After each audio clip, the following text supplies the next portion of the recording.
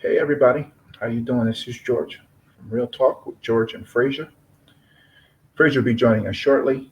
I do apologize. I just got done training our kids coming down here and doing the show, but we do have a great show today. As always, we try to give you guys some great content providers, some great business minds, and also some new and upcoming artists. Today we have an artist with us, Mr. Romero Say10 will be with us shortly, and he will be on the show talking about his business, talking about his craft in the music industry, and everything else. Just waiting for him to log in now shortly and get everything together as we're doing it. As we're waiting for Frage, I don't know if you guys saw this, but Phoenix Suns have gone up 2-0 on the Bucks. Now, like I said, in order for the Bucks to really make this a series, they're going to have to win a couple of these games, and I feel like that they can do that at home where they're more strong and they're more dominant. But if if Phoenix goes up 3-1 with both of those games in Milwaukee, I think it's over. I think they're going to take them in five. But that being said, that's my opinion. Here we go. Let's get with this interview, Mr. Romero Say10, if I'm saying it correctly. Your mic is on, sir. Welcome to Real Talk. Yeah, you're on mute.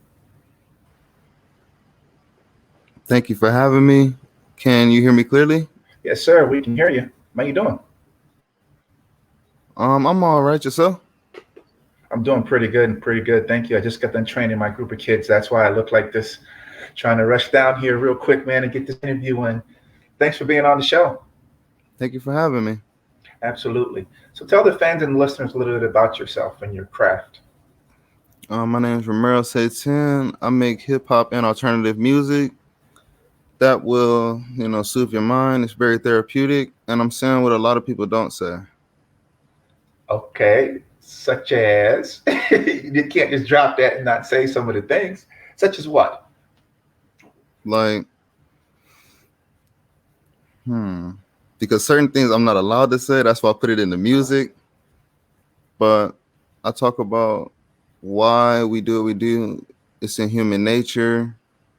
Like what the humans are perfectly designed, if you know what I mean. Mm-hmm. So, I kind of talk about what triggers rage and emotions. All right, nice. So tell everybody where you're from. I'm from Ohio. What part of Ohio? Cleveland? Cleveland. Oh, okay. Nice. Nice to be from Cleveland. Were you born and raised there, or did you move there at an early age? I was born in Akron, but I moved to Cleveland. Oh, really? Akron, Ohio? Yes, sir. Nice. My dad went to the University of Akron. I lived there actually. Yeah, I actually lived there for a couple years. So it's definitely all good. Tell everybody what your inspiration is for your music, besides just, what you can say and what you can't say. How long have you been in the music industry? When did you start writing and rapping, that kind of thing? Hey, Fresh. What's going on? Hey.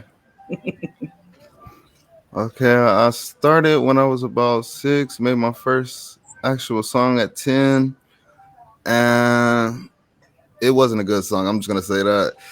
But they never are. Yeah. At the age of 16, that's when I kind of started developing my craft and getting better with what I was working on, and my flow and delivery. I was getting better skill wise. Okay.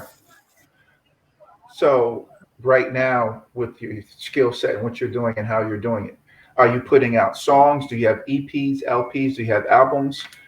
How are you handling your business, so to speak? Are you self-publishing? Are you with an independent label? Tell the fans a little bit about your journey now into not just the music, but the business part of it. How do you see it? Well, on the business side, I kind of became independent, and I want to stay independent. I'm all in-house. And what else? Could you repeat the question? My fault. Sorry. It's quite all right. I'm just asking you about your music business part now, because I know the artistic part is writing this, that, and the third, but when I'm talking about business, I'm talking about distribution. I'm talking about, like I said before, are you with an independent label?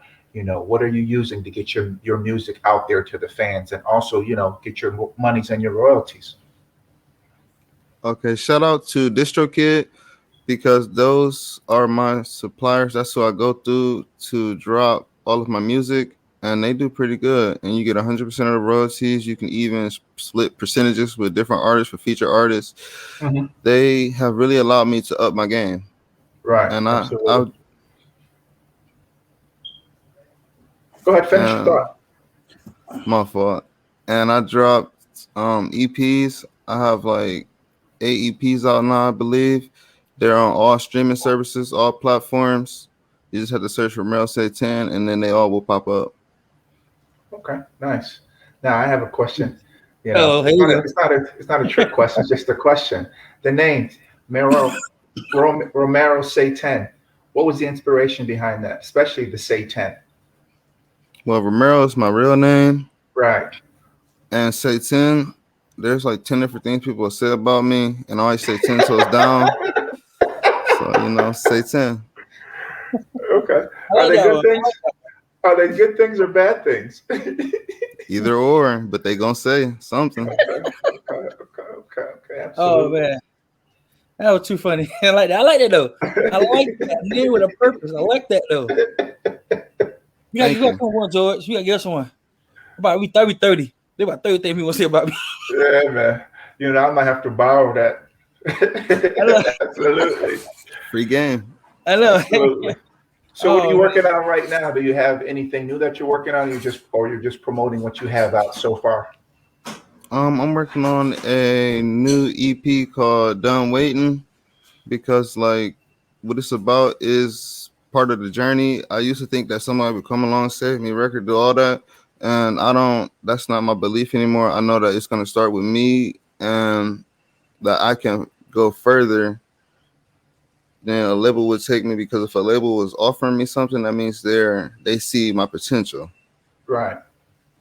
So I kind of want to operate all in-house and independently. I am a label, Life Living Entertainment. That's my label, copyrighted. So yeah. Nice. Nice. So tell That's me.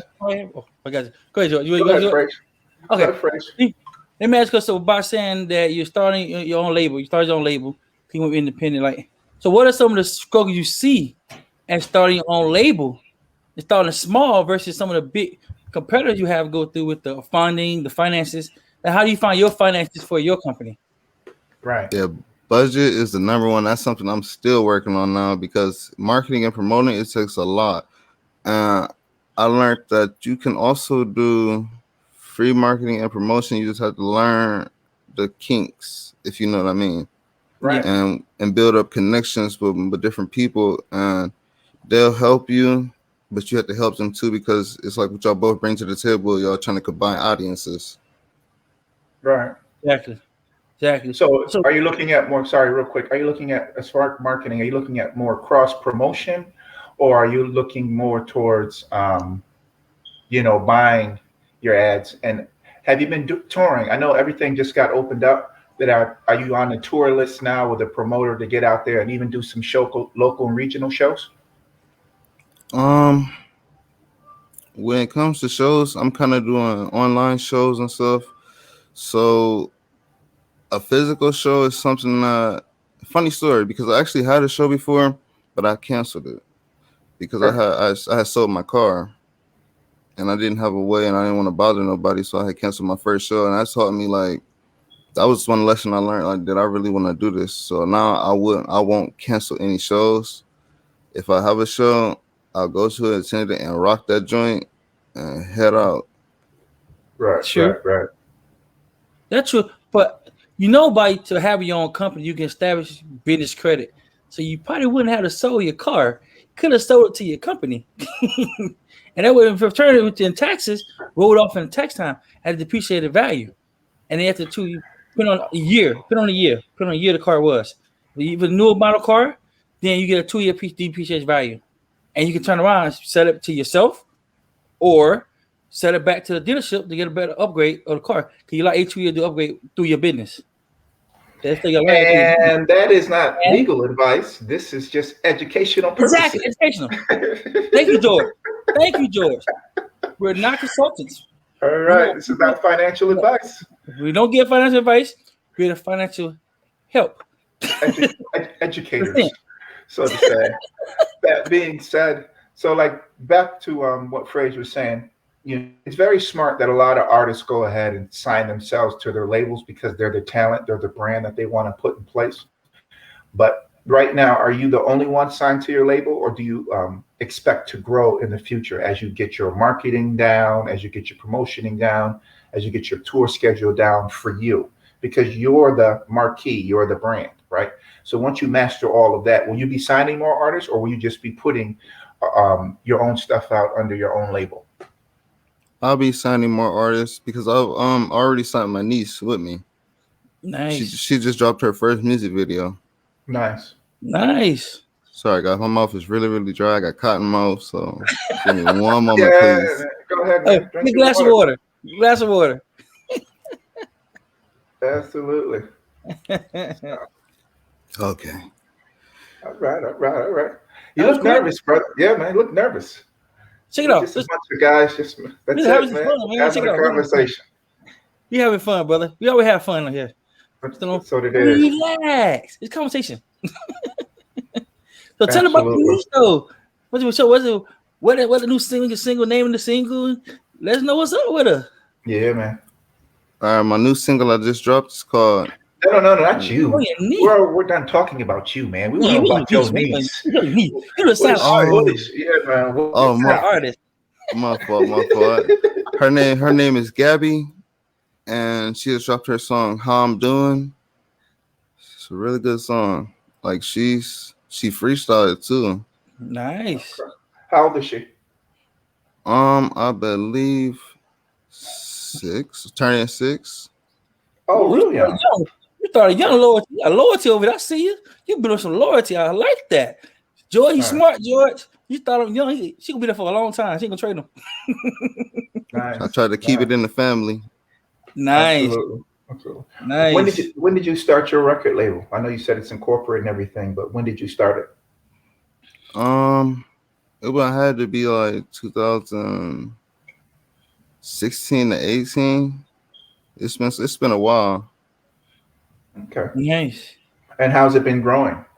Like, have you been putting out music since 2016 and 18, or have you just the pandemic hit and now all of a sudden you got 12 EPs you got to put out? You know what I mean? Because you're bored in lockdown. All at one time. I'm doing my 1,000 hours. I've been dropping music since probably about 2016. And yeah, I'm doing my hours. Nice. And what is your music? Like progression when you first started, now up until now, had the music changed the way the style? Cause I know after so many years, you kind of change with the times. Right. So what happened back then may not be so hot right now. Like, wait, why did I make that song again? Hold on, whoa, I'm doing that song again. That's really how it be. Yeah. They do a lot of remixing old songs. Like go back and remix them up, tighten them up a little bit, tweak them up. On remixes, I've been remixing mainstream artists' songs and coming with my own remix. But I leave their verse and chorus in there, and I incorporate my own verse in there and piece it together. Oh, nice. Mm-hmm. Nice, absolutely. So, one more question for you before we let you go. When are we going to see you live? Are you on a tour schedule now? You said, when are you going to see me live? Yeah, man. When are you going to see us? I'm in Jersey. Frazier's in Miami. You in Ohio. When you coming out and rocking? Exactly. The world may never know this. Have to be patient with me.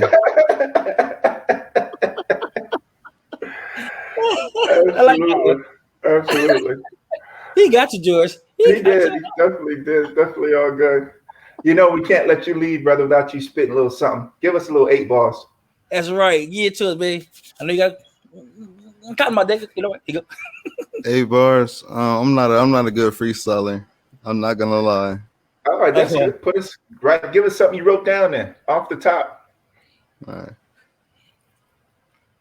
You can't deny I'm not better. I'm feeling better than ever. Studio back up and running.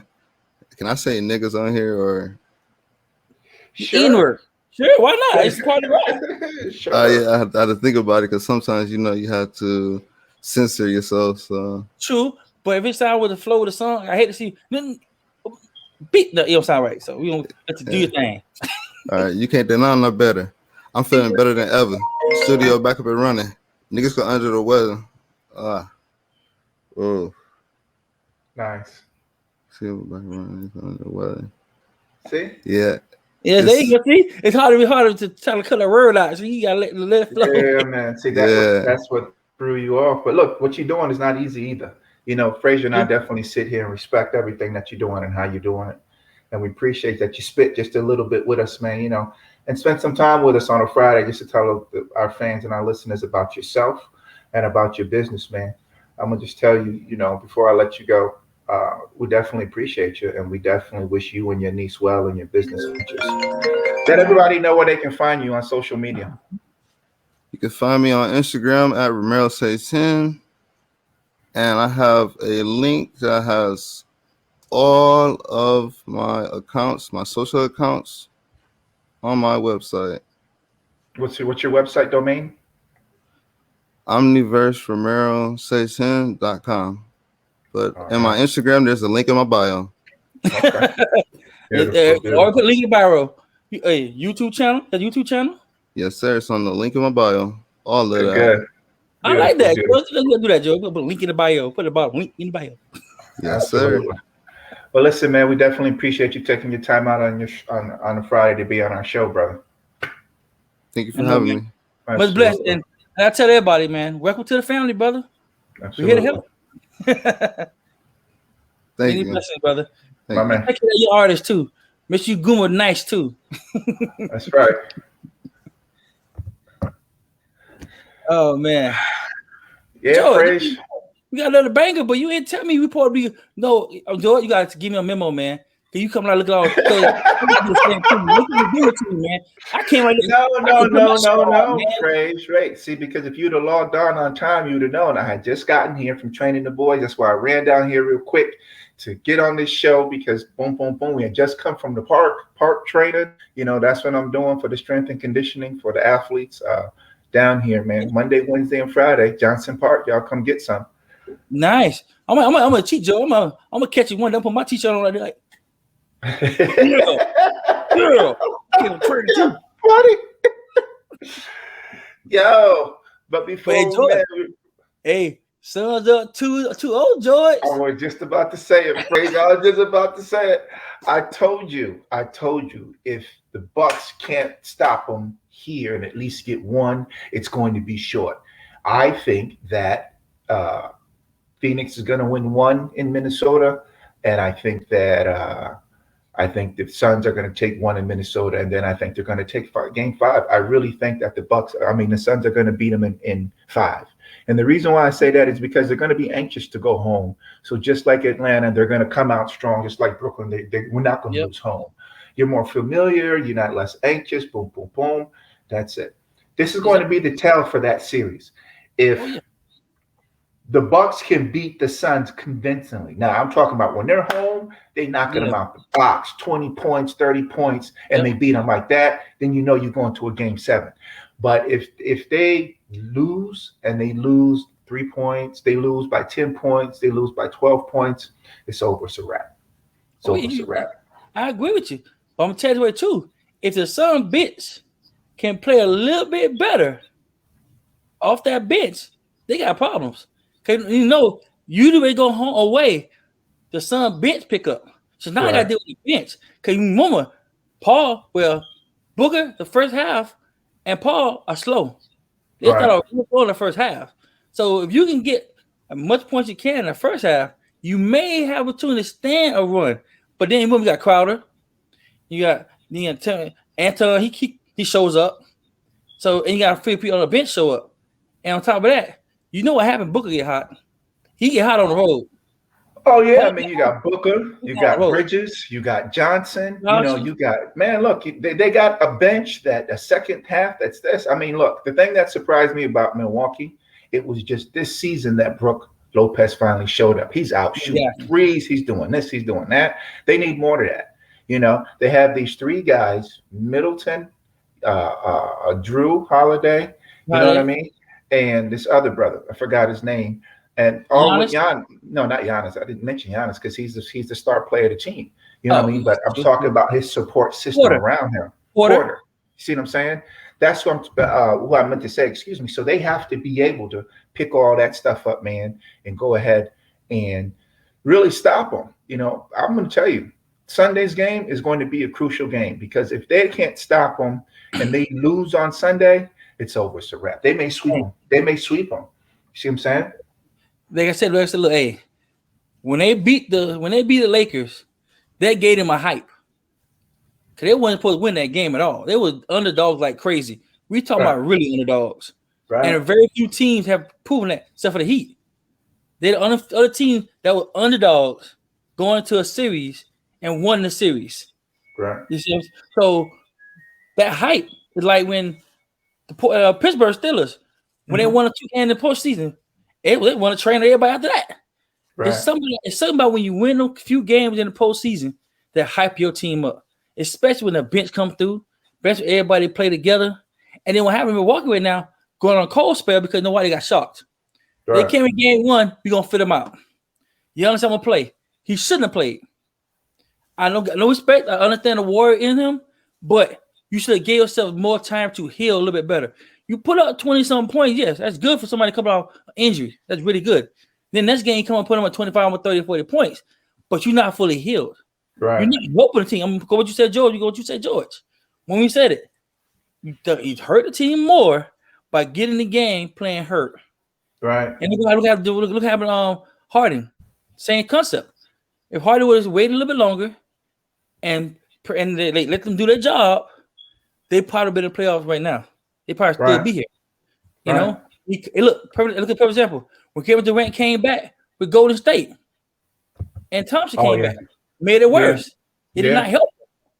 So sometimes you gotta understand when to sit, when to heal, and when able to come back to be and help the team. So but look, I understand the competitiveness too, but it was kind of the injury. Kevin Durant knew he would with the Golden State. He knew he was that injured, and he never should have come back to try to win. Exactly. You see what I mean? Because it knocked him out for 19 months after that. You see what I mean? Yep. And it just wasn't worth it. Same thing with Klay Thomas. Klay Thomas knew he was injured. He never should have come back. A championship is not worth it if you have an injury that could ruin your career or delay your career severely. But look, like I said, I've said that with basketball, and I definitely agree with it. But now let's talk about USC, brother. Conor McGregor and Dustin Poirier 3. I know, but you know what? I kind of think you think of the same outcome. I mean, I love Conor McGregor. I love him. He's a hype man. But if he ain't worked on a lot of things he didn't work on in the first round, like dropping the shoulder and stop showboating and get to the business, he gonna have trouble. I'm sure Pierre, he ready to go. He learned from mistakes he made in the second fight. In the first I'm sure he improved the grappling game. I'm sure he improved his striking game a little bit better. McGregor learned to grapple. He a good stand-up, but Pierre get him on the ground. That was a wrap. Same with Cabal. When Cabal got him on the ground, it was a wrap. He had the problem with as he get out of the grip. The Brazilian is just killing him. It's killing whoever learned it. No. Well, it's not that. Here's the thing, okay? You're not wrong, but it's the same thing with Clarissa Shields. Yeah. When you're a dominant striker, you don't go to the ground and grapple with grapplers. You use your grappling, okay, and you use whatever they're teaching you, jiu-jitsu, American freestyle grappling, whatever it is, wrestling, so you don't go on the ground. Whether it's a sprawl, whether it's a shook, whether it's an underhook, whatever it is, to make sure. And if you happen to get on the ground, because you can always get taken down, your goal is not to sit there and try to grapple them on the ground. Your goal is to do your reverses and your pops to get back up. That's all you should be learning. You shouldn't be learning anything else. And what I mean, I say that's the first part. The second part is you should have your submission defense, so that way what they're trying and what they're fishing for, so you don't get caught in that. And then you pop your reversals and you get back up. Those would be the two things. That's what made Chuck Liddell very good. And that's why Chuck Liddell very rarely went to the ground when he was fighting, because he used his wrestling defense to not go on the ground. All those stand-up strikers, that's what they should have. Second thing, Conor McGregor. His base is a Lyoto Machida base. It's so wide that he can't strike from any place else to get his power. He can't stand on a 50-50 base and get the kind of power that he wants. That's just how he fights. No problem with that. But Mike Brown is a coaching tactician master. So he breaks down people. See what I mean? And he understood that we're not going to kick them on the thighs like they do in Thai fighting, because thighs can be strong and people can take that. We're going to start doing this calf kick. Okay. Exactly. If you watch that fight, in 2 rounds, it took Dustin Poirier 4 calf kicks to mess up Conor McGregor's base, to the point that he couldn't do anything. Right? He couldn't plant on the foot. He couldn't move on. He couldn't do anything. He was so worried about it. And what happened? I watched that fight again before this one. Yeah. He also forgot that Dustin Poirier's hands were slick. So when Dustin hit him, and he hit him with that short hook, and bah, and he started letting him go, he couldn't bob and weave fast enough, and he got caught. And then that last round, when he thought he was going to hit him with that left again, he came straight with that right, boom, and put him down. It was over. It was a wrap. That's it. It was a wrap. But I noticed, you ever notice a lot of fighters now, if you're going to learn how to defend the grapple, learn from the best. Like, I would tell you, I couldn't figure out the fighter name, Tito Ortiz. Right. He's one of the masters in both striking and ground game. You see what I'm saying? If you kick him on the ground, he near you, elbowing you. He's not worrying about trying to grab you. He throwing punches. He throwing elbow. If he throw elbow, he throwing knees. What he do is he make you think of other things besides grabbing him. So that's people understand. If you don't show me anything other than I can grab you, I can get you on bar. He's not doing nothing else. He's just doing this. Oh my gosh, I'm gonna do this. Come on, giving you a backup all the time is not good. Let me really read about it. Whoever teaches that is wrong. Why would you give your backup when a guy's on top of you? You open him up for so many different things. He can hit you here. I understand that phrase, but I don't think that they're teaching him. I think that it's a nervous twitch and impulse, because your body has a fight or flight mechanism. And here's the thing. I said it for Brock Lesnar. I said it for Ronda Rousey. I even said it for a few other fighters that were dominant in one sport, but they didn't work on everything else. Exactly. Ronda was dominant in judo, but she wasn't a great striker. And so she won her first seven or 17 matches, I can't remember, by an armbar. I mean, it was just ridiculous. Then she started learning how to strike. Brock Lesnar was a great Division I wrestler. That's what it was. But if you know back and you go back to his first fight where he actually fought a real fighter like Shane Carwin, he almost didn't make it because he wasn't used to getting punches. You see what I mean? Exactly. And he almost broke in that fight, right? But if it wasn't for Shane Carwin having that huge lactic acid dump that almost stopped his heart, he would have finished Brock Lesnar, right? Because he's not used to punches. When Ronda Rousey, now go back to Ronda, when Ronda Rousey really found the first striker who was Holly Holmes, and she was a boxer, what was she doing? She was teasing her out. Pat, pat, pat, pat. Then what happened? Exactly.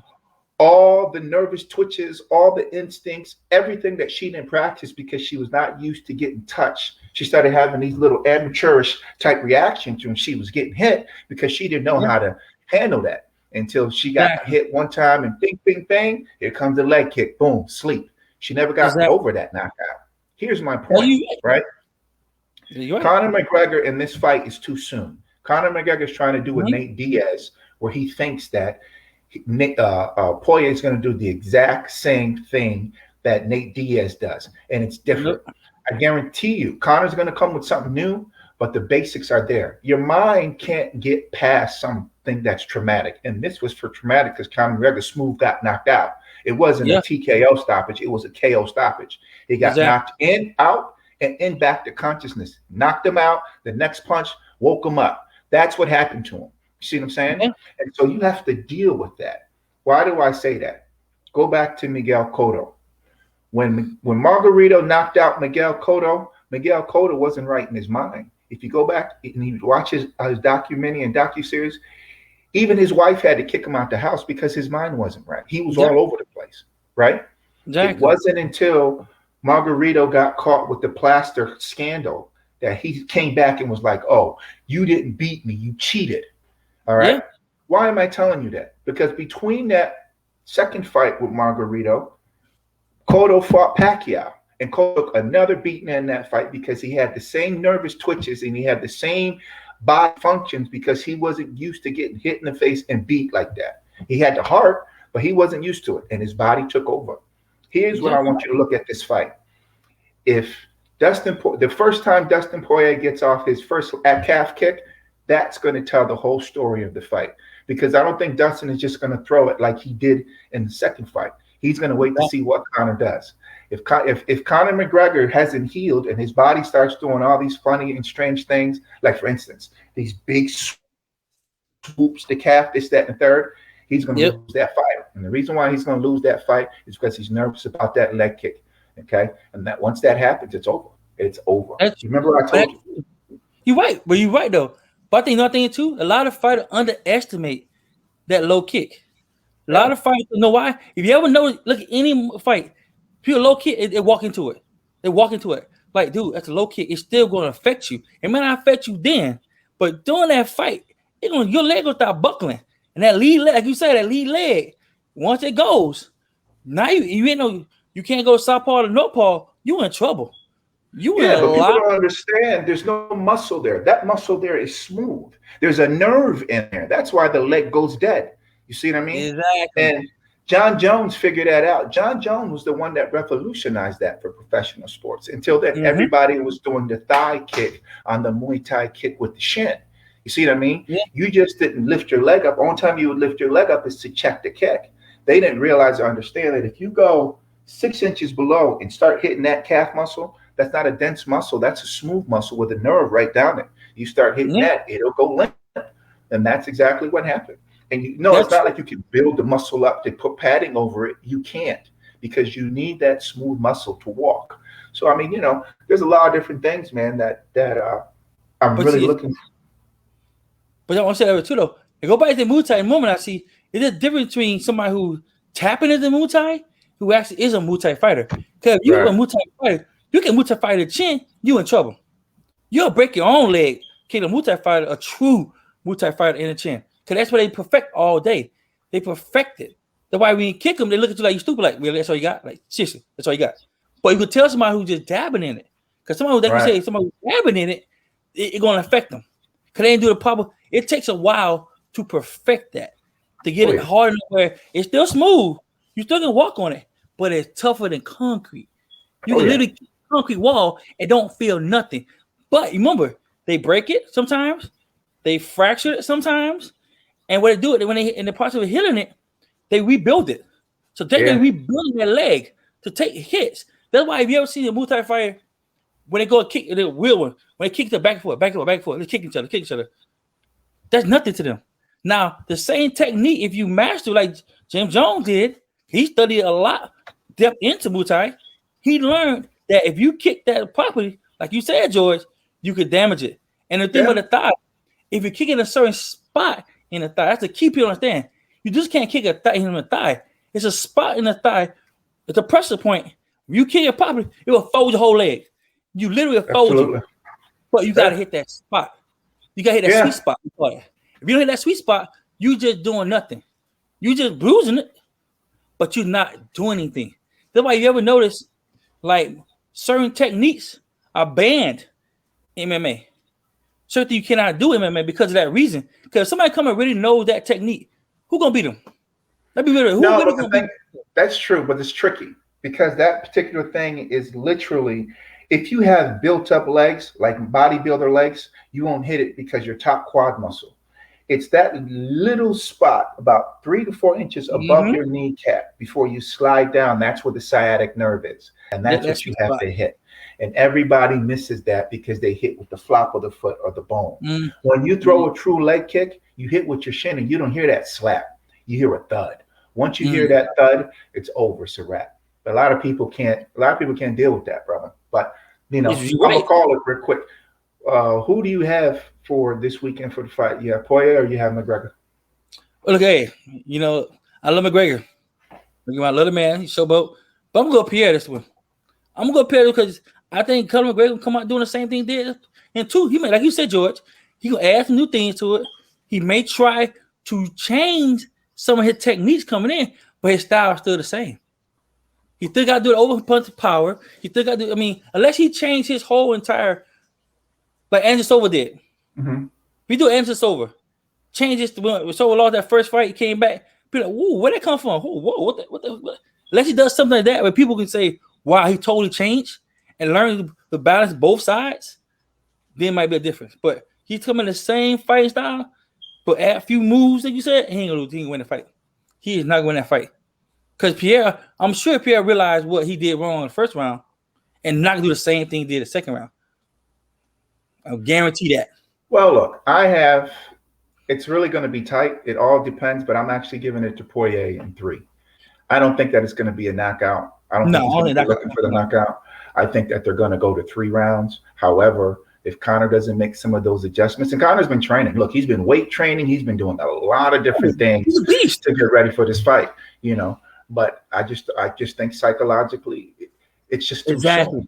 It's just too soon, I'm like you said the first time, George. His mindset had to be totally different. You can't think of what happened. I think the best fighters, champion fighters, forget what happened last week. What happened last week? What they say? What happened in Vegas stays in Vegas. Right. That ring stays in the ring. If I lose, it stays in the ring. Now, would I remember what I did wrong? Yes. How to correct if I drop my shoulder left, like Pacquiao. If you ever watch Pacquiao, he's a baller, but his right hand gets tired. Right. He shifts a little bit, and when he shifts, the open space. And who did you do that to? Canelo. Mm-hmm. If you watch Canelo, he changed his style because he hit that right side right hand and left side all the time with that right hook.